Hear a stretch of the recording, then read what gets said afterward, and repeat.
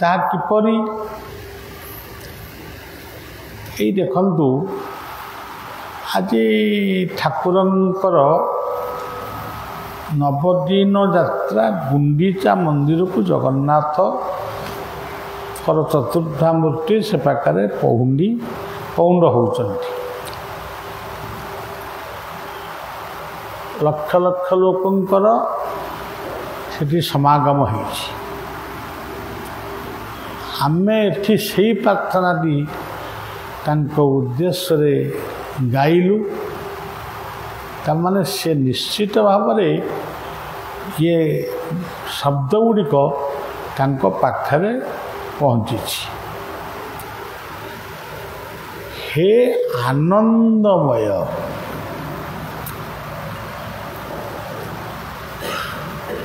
ସମସ୍ତେ କହନ୍ତି ଆନନ୍ଦ। ବେଦାନ୍ତ ମଧ୍ୟ କହିଲେ ଆନନ୍ଦ ହିଁ ବ୍ରହ୍ମ, ସଚ୍ଚିଦାନନ୍ଦ ହିଁ ବ୍ରହ୍ମ, ଭୁବନାନନ୍ଦ ହିଁ ବ୍ରହ୍ମ, ଭୁବନୈକ ବନ୍ଧୁ ବୋଲି କୁହାଗଲା।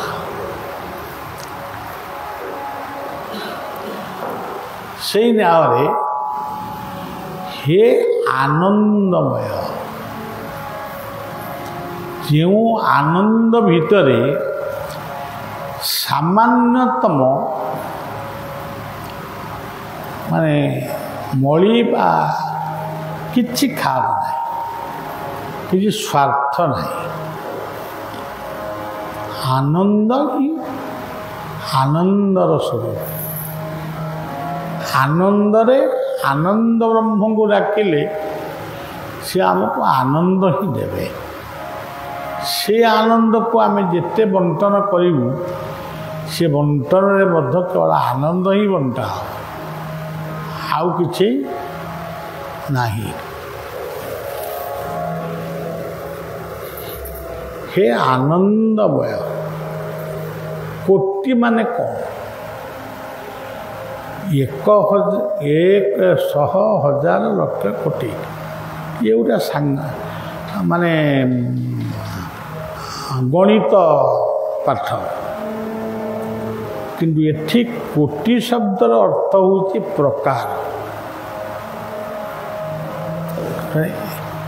ହେ ଆନନ୍ଦମୟ, ତମେ ଅନେକ ପ୍ରକାରରେ ସଂସାରରେ ଅଛ। ଅନେକ ପ୍ରକାରର କ'ଣ? ଆମେ ହିନ୍ଦୁ, ଆମେ କହିବ ହଁ ଆମର ଅନେକ ପ୍ରକାର।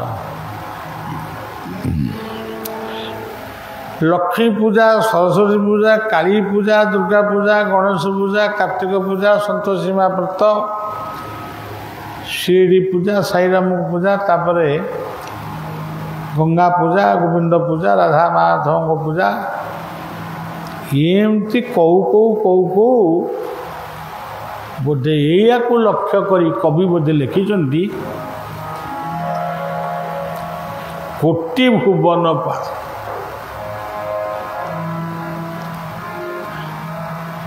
ଭୁବନ ମାନେ ଘର ବା ଦେଶ, ଗାଁ, ଜିଲ୍ଲା, ରାଜ୍ୟ, ଦେଶ ଏବଂ ବିଶ୍ୱ। ତା ସହିତ ଗ୍ରହ, ତାରା, ନକ୍ଷତ୍ର, ये जो कोटि कोटि नक्षत्र माने देखा जाउछन्ति, ए होउछन्ति कोटि भुवन। तो एठी से कहउछन्ति हे आनंदमय जगन्नाथ, हे आनंदमय अनंत, तुम्हें कोटि पृथिवीर, कोटि कोटि पृथिवीर, कोटि कोटि ब्रह्मांडर तुम्हें होच पालन। सेठी मूर्ति, देउल, मठ, मंदिर किसी तेरे आमे कौन तुमको मागुचु? घर द्वार संपत्ति बाड़ी गाड़ी घोड़ा ये सब तो आम सब माने अच्छी ये कथा आम मागुन यहाँ आप देवे न मागिले भी मिल पारे आम मागुचु हमको मागी आसे नहीं हम मागू कौन आम अधम धर्म ठारू धर्म कौन बुझीनु अधम आम अक्षम आम पंगुरु गोटा मनीष हेलु पुणी पुणी पंगु हो प्रथमे माँ गर्भरू एत बड़ा आसिलु पंगु चली पार नथुलु कि बुली पार नथुलु खाई पार नथुलु पंगु छोटा पर आस्ते आस्ते बड़ बड़ हो गलु आम गल जिते बड़े जीवन शेष निश्वास बेलू आम पुणी पंगु हो चली पारबुनि अंटारे हाथ मुंड बाड़ पाचिज दांत झड़ीज हाथ गोड़ थर तेणु पंगु अधम अक्षम मुही अबोध बालक आम एमती गोटे पिला लोक जेते पाइले भी आम आउरी पाइया को इच्छा करुचु तामाने आमे शांति नु ये गोटे गोटे लोक जेते खाइले भी आउ ताकू जहाँ टे दब ताकू भी खाईदब सेमती आम एते अबोध बालक आम आदौ आमर बोध शक्ति ना तुम्हें जहा तुम्हें जिते कथा आमको देच आम से सन्तुष्ट नुहे जिते कथा दब से भी आम सन्तुष्ट नुहे आम कौचु आम बुढ़ा हो गलु किए कौच आमको 40 वर्ष है किए कौच आमको 80 वर्ष है कवि लिखुं आम समस्ते पाखरे जड़े जड़े पिला बालक माने पुओ झील सब हे आनंद मय कोटि भुवन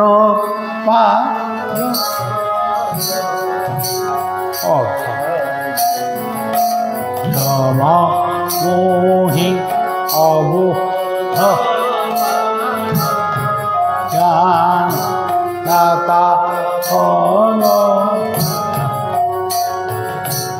दिया मोते शुभ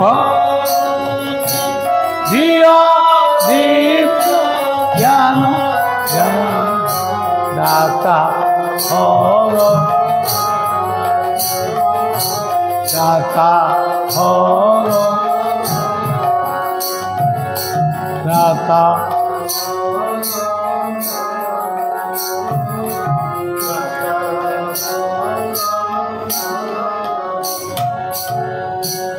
तापर कहले सत्य सत्य पथे धर्म पथे घेनी पथे सत्य धर्म घेनी भोसा अपराण तव प्रेम श्रुते परम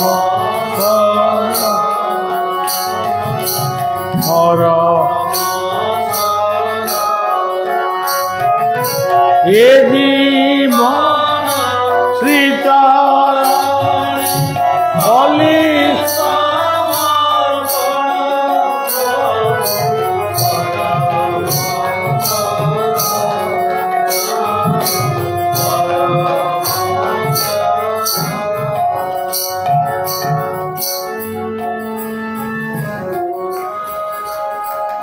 କିଛି ପାରିବିନି।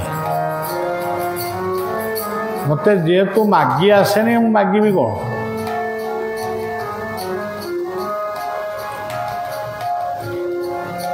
ତୁମେ ଯାହା ମୋତେ ଦେବ ମୁଁ ତାକୁ ରଖିପାରିବି କି ନା ତା ମଧ୍ୟ ମୋ ପାଖରେ ଗ୍ୟାରେଣ୍ଟି ନାହିଁ। ଦୟାକରି ଆପଣ ସତ୍ୟ ପଥରେ, ଯେଉଁ ପଥଟା ନିଷ୍କଣ୍ଟକ ପଥ, ଯେଉଁ ବାଟରେ ଗଲେ ଆମେ ଠିକ୍ ସ୍ଥାନରେ ପହଞ୍ଚିବୁ କିମ୍ବା ଆପଣଙ୍କର କୃପା ଟିକେ ପାଇବୁ, ସେଇ ପଥରେ ଆମକୁ ନିଅ। ଖାଲି ସେଇ ପଥରେ ନେଲେ ହେବନି, ଧର୍ମ ପଥରେ ନିଅ। ଧର୍ମ ମାନେ ନିଜେ ବଞ୍ଚିବୁ, ଅନ୍ୟକୁ ବଞ୍ଚିବାକୁ ଦେବୁ। ଧାରୟତି ଆଣ୍ଡ ପାଳୟତି ହେଉଛି ଧର୍ମ। ମୁଁ ଧାରଣ କରିବି, ପାଳନ ବି କରିବି। ଆଉ ମୁଁ ଏକୁଟିଆ ଖାଇ ପିଇ ଶୋଇପଡ଼ି, ଆଉ ସମସ୍ତେ ଉପାସ ରହିବ।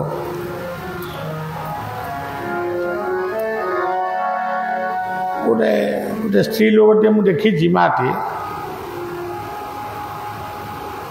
ଯେମିତି 8ଟା ବେଳ ହେଇଯିବ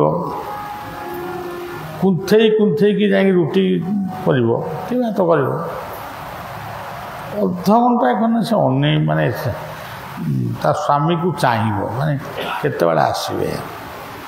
ଯଦି ନ ଆସିଲେ ଏମିତି ହେବ। ଘରୁ କହିବ ଦେହଟା କ'ଣ ହେଇଯାଉଛି, ମୁଣ୍ଡଟା ମୋର ବିନ୍ଧୁଛି, ଆଉ ଖାଇବାକୁ ଇଚ୍ଛା ନାହିଁ, ନ ଖାଇଲେ ପେଟ ଗରମ ହେଇଯିବ, ଯାଉଛି ମୁଁ 2 ପଟ ଖାଇଦେଇ ଶୋଇପଡ଼ିବି। ହଉ 2-4 ପଟ ଖାଇଦେବା, 2 ପଟ ଖାଏନି, 4-5 ପଟ ଖାଏ। 4-5 ପଟ ଖାଇବ, ଖାଇକିରି ଖଟ ଉପରେ ଶୋଇପଡ଼ିବ। ସମସ୍ତଙ୍କୁ ବି ଖାଇବାକୁ ଦେବ, ଶୋଇପଡ଼ିବ। ଶୋଇବାର ଘଣ୍ଟାକ ପର୍ଯ୍ୟନ୍ତ ଖାଲି ମୁଁ ଶୁଣେ ଏମିତି। ତାପରେ ଆମେ ବି ସବୁ ଥାଉ। ସେଠୁ ବାବୁ ଆସନ୍ତି, କବାଟ ଫିଟା ହେଲା, କ'ଣ ଶୋଇପଡ଼ିଲାନି କି? ହଁ ଶୋଇପଡ଼ିଲାନି। ଡାକିବ ଯାଇକି, ଏଇ ଖାଇବାକୁ ଦିଅ। ତୁ ଯେମିତି ସତ୍ୟରେ ଯେମିତି ତାର ମୁଣ୍ଡ ଫୁଣ୍ଡ କ'ଣ ହେଇଯାଇଛି, ସେଇଠି ଖଟ ତଳେ, କେତେବେଳେ କେବଳ ରୋଷେଇ ଘରେ, ସେଇଠି ସବୁ ଅଛି। ଝିଅଟା କ'ଣ ହେଲା ତ ଆସୁ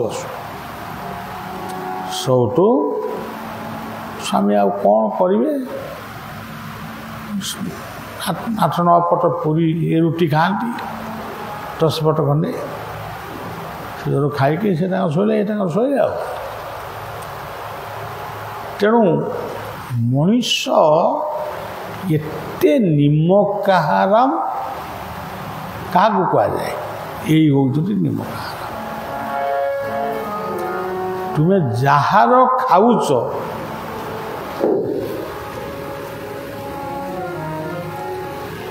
ତାରି ପାଖରେ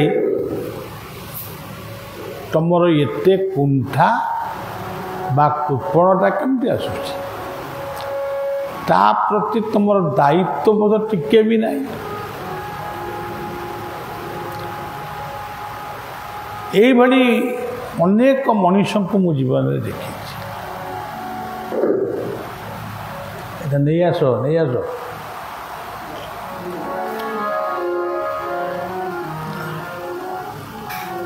ତେଣୁ ମୁଁ ଆପଣଙ୍କୁ ଏତିକି ମାଗୁଛି, ପ୍ରଭୁ ସତ୍ୟ ପଥରେ ମୋତେ ନିଅ, ଧର୍ମ ପଥରେ ନିଅ। ପୁଣି କହୁଛନ୍ତି ମୋତେ ଯେମିତି ଆମେ ଯେମିତି ଜଗନ୍ନାଥ କ'ଣ ସତରେ ତାଙ୍କର ହାତ ଗୋଡ଼ ନାହିଁ, ତାଙ୍କର ସବୁ ଅଛି, ତଥାପି ସେମିତିଆ ଗୋଟେ ରୂପ ହେଇଛନ୍ତି। ଆମେ ତାଙ୍କୁ ଏମିତି କରିକି ଝୁଲେଇ ନେଉଛୁ। ଆମେ ଗୋଟେ ଗର୍ବରେ ଫୁରି ଉଠୁଛୁ, ଆମେ ତାଙ୍କୁ ପହୁଣ୍ଡି ବିଜେ କରୁ। ସିଏ ଛେରା ପହଁରା ପହୁଣ୍ଡି ବିଜେ କରୁ, କିନ୍ତୁ ସେ ଠିକ୍ ଯାଉଛନ୍ତି। ତେଣୁ ମୋତେ ଘେନିକିରି ଯାଅ, ତମେ ମୋତେ ନେଇକିରି ଯାଅ, ମୁଁ ଯାଇପାରିବିନି।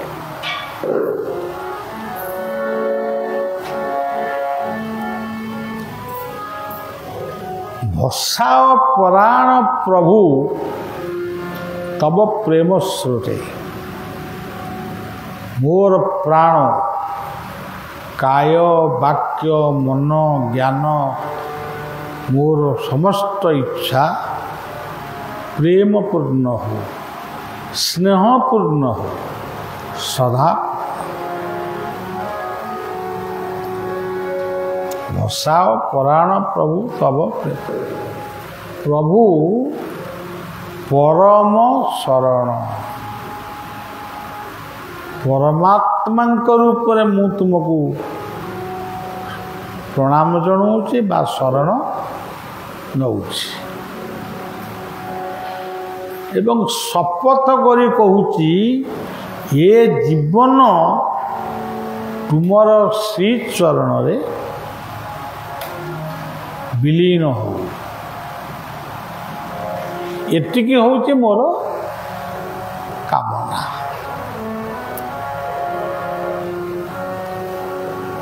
ये कथा जदि प्रकृत में आम भावरे गाइबा कि भावरे बुझीबा आउ कौन एमती सब प्रार्थना सब साधु सन्त मैंने आम भी समस्ते लिखी जाई यही प्रार्थना ठारू कौ प्रार्थनाटा एते गरियान से प्रार्थनाटा आ कौन गरियान बोली प्रमाण कर, प्रमाण दियो। आमे जदि समस्ते भावी थांतु यही प्रार्थना को ओडिया रे गाइबा, यही प्रार्थना को हिंदी करदबा, यही प्रार्थना को इंग्राजी करदबा, यही प्रार्थना को बंगला करदबा ताले भी चली था। किंतु आम कवित्व प्रतिष्ठा हेटी रही न था, आम ना हेटी रही न था। तेणु आम ताकू आम आम ना रहा भाया प्रार्थना आम कलु। एते तो प्रार्थना चली पुरी रे 3टी लोक मरले कहीं दायी किए कौच प्रशासक, किए कौच शासक, किए कौच कौन बा पुलिस, प्रकृत में कौन एम दायी? यहाँ बाहास्पट चिराचरित कथा। आमे तो ठीक बाटर चलनु कौन दरकार था एत मड़ामड़ी हवा दौड़ादौड़ी हवा। आमे तो घरे बसी टीवी परदार जगन्नाथ मूर्ति को एते देखिलु जे मु कहूँ बंद कर दियो हम न्यूज टी कौन देखा शुणा तुमर कौन एते आग्रह माने आम जीवु देखू या तेणु आमे ही निजे निज गोड़े कुराड़ी मारी पंगु ही बोलु। केते सुंदर प्रार्थना दिए तार पद आछि ये दियोटी पद ठीक से भली प्रार्थना को लक्ष्य करी रामकृष्ण नंद आउ गोटे प्रार्थना लिखिले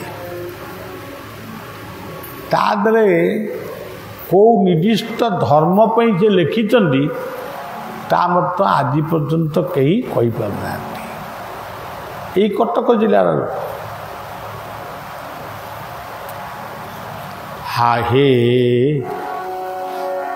दयामय विश्व बिहारी घेन दया बही मो गुहारी जल स्थल वन गिरी आकाश कुंभ लीला सबु तुम्हे शुभ बुद्धि गाओ तुम्हे भल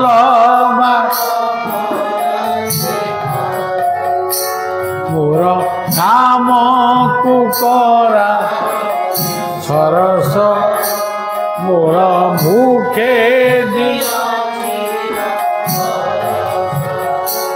टूट कपट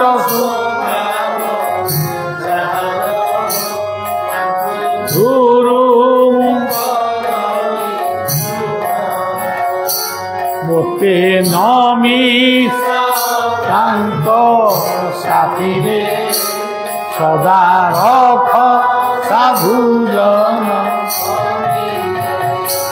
दया विनय हे भूषण कहा मने नदी आहे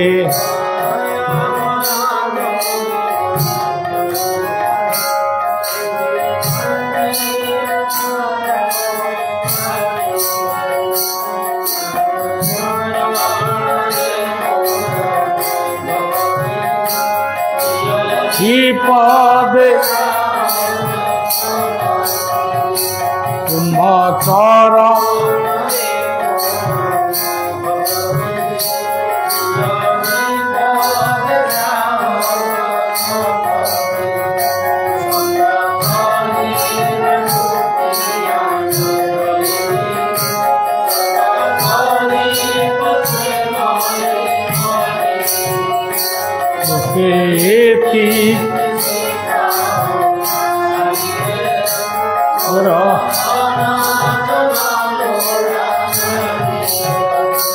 आहे गया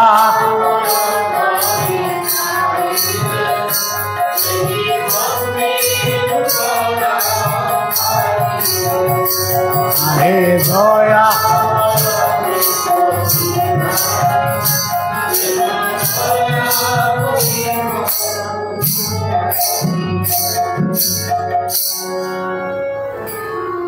देखंतु गोटे कथा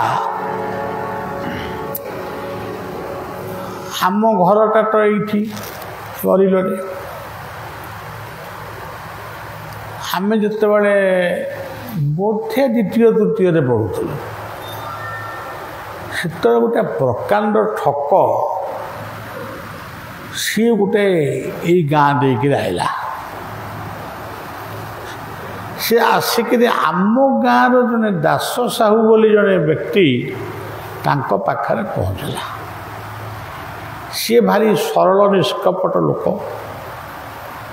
आमर ये जो तनी दुकानटी करती तांकरी से होती बड़ापा तांको आगरे गालुआंकर बारबाटी चाष से जो गुड़े बारबाटी चाष कथा कहले मोर एमती चाष बास बेपार वाणिज्य सब थिला मो बापा दीटी विवाह हेले मोर माँ मरीगले गोटे साबत माँ पाखरे मु रही गोटे पिठारे विष देले माने एमती सब गपिला रघु अरक्षित भी एते माने भक्त होना बापा ये शुणी पचारा बापा तू गोटा जीवु कौटी कि जाऊँ गोटे समुद्र के गोटे कौन बड़ी पानी डेई पड़ी जीवनता ये सब तो कही कांदी पकेला ये वयस्क व्यक्ति जनक दास साहू तांको नेइकिरी आसिले आम घर बापा सचिदानंद महांती बसती मो आई माँ निशामणी से भी थिले आम जो छोट छोट पिला गोटे नुआ लोकटे आई कौन कहूँ आम हाँ कर शुणुचु जो कथा से दास साहू को कही से कथा भी बापा दास साहू कहले सचिव बाबू ये पुआटा को रखु अंतर गोटे युवकटा रहीगले बंचीज आपणकर बहुत कम लगे पिला भी ट्यूशन कर ତାପରେ ବାପା କହିଲେ ହଉ ଆଉ। ତାଙ୍କର ସେତେବେଳେ ଗୁରୁ ଥିଲେ ଯଶୋବନ୍ତ ଅଧିକାରୀ ଅଭୟପୁରେ। ତାଙ୍କ ପାଖକୁ ନେଇଗଲେ, ତାଙ୍କୁ ଘରେ ବାପା ବୋଲି ଡାକନ୍ତି। ବାପା ଏ ଲୋକଟିକି ଏମିତି ଆଇଛି ରଖିବି? ସେ ବି ହଁ କହିଲେ। ବାପା ବୋଉଙ୍କ ସାଙ୍ଗରେ ସେ ବି ବହୁତ ଥର ଯାଇଛନ୍ତି। ଏମିତି ହଉ ଆମକୁ ପାଠ ପଢ଼େଇଲେ, ଆମକୁ ବେତରେ ମାଇଲେ, ଗୁଡ଼ାଏ ବେନାମୀ ଚିଠି ବି ଆମ ଘର ନାଁରେ ସବୁ ପକାଇଲେ। ସେ କେଉଁଠି ପକାଇଲେ, ସେ ଆଜି ଆମ ପାଖରେ ପହଞ୍ଚେ, ଆମେ ପୁରା ବ୍ୟସ୍ତ। ଏଇଭଳି ସବୁ ଲୀଳା ଲଗେଇଲା। ଲଗେଇ ଦିନେ ଦିନେ ବସି ମିଛରେ କାନ୍ଦିବ।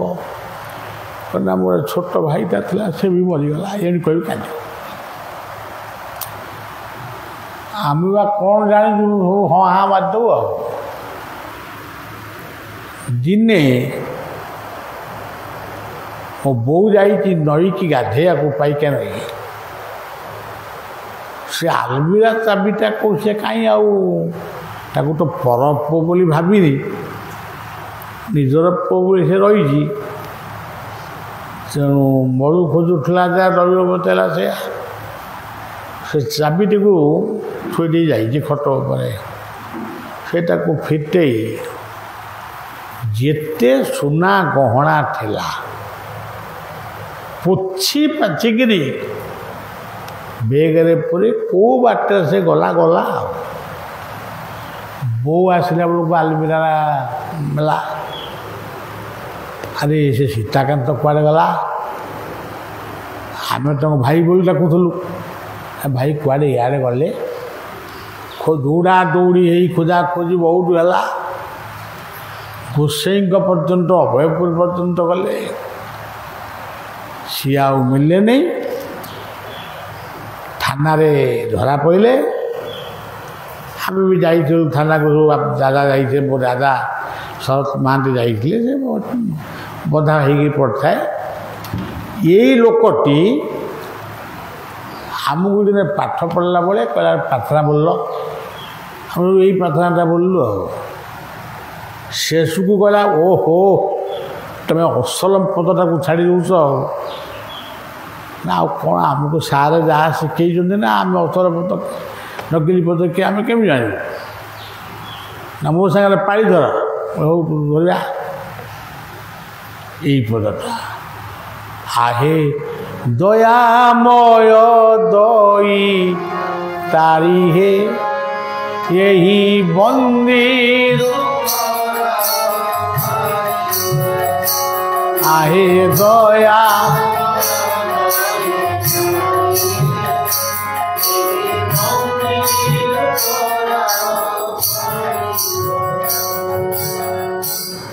से दिन ठार आज पर्यंत मुझे प्रार्थना गाँच मत के पचारि ना के पता पता के छाड़ी देते आम धरचु तो ये पदटा से देखु केते चालाक कही यही बंदी करा पारे माने हांक घर गोटे शीघ्र विदाय आमे शुरू ताकू बुझुचु यही माया मोह घेरा बंदी प्रभु आमको उद्धार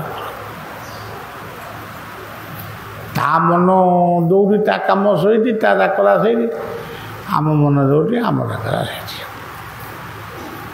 यही है कथा तेणु आमे जो प्रार्थना सब ओडिया हो हिंदी हो इंग्राजी हो सब अच्छी रेडी होकरी वैदिक ऋषि माने परवर्ती ऋषि माने सब लिखि जाइए जातीय संगीत को आज परिवर्तन करा दे पारुछे कि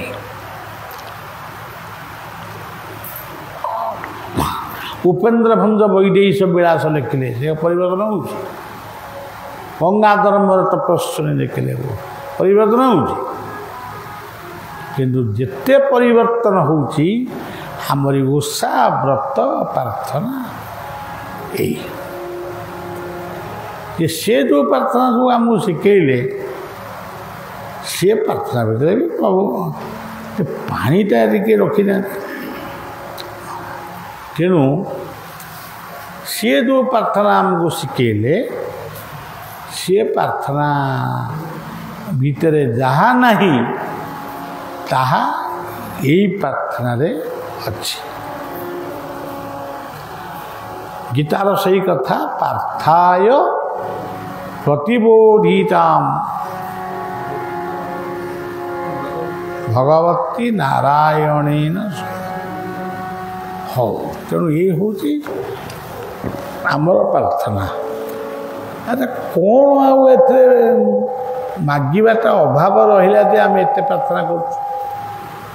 ସେ କଥା ମୁଁ ଅନ୍ୟମାନଙ୍କୁ କହେ, ମୁଁ ନିଜକୁ ବି ପଚାରେ, କ'ଣ ଆଉ ଅଭାବଟା ରହିଲା ଯେ ଇଏ ପ୍ରାର୍ଥନା ଗୁଡ଼ାକ ଛାଡ଼ିକି ସେ ପ୍ରାର୍ଥନା ଗୁଡ଼ାକ କରୁଛୁ?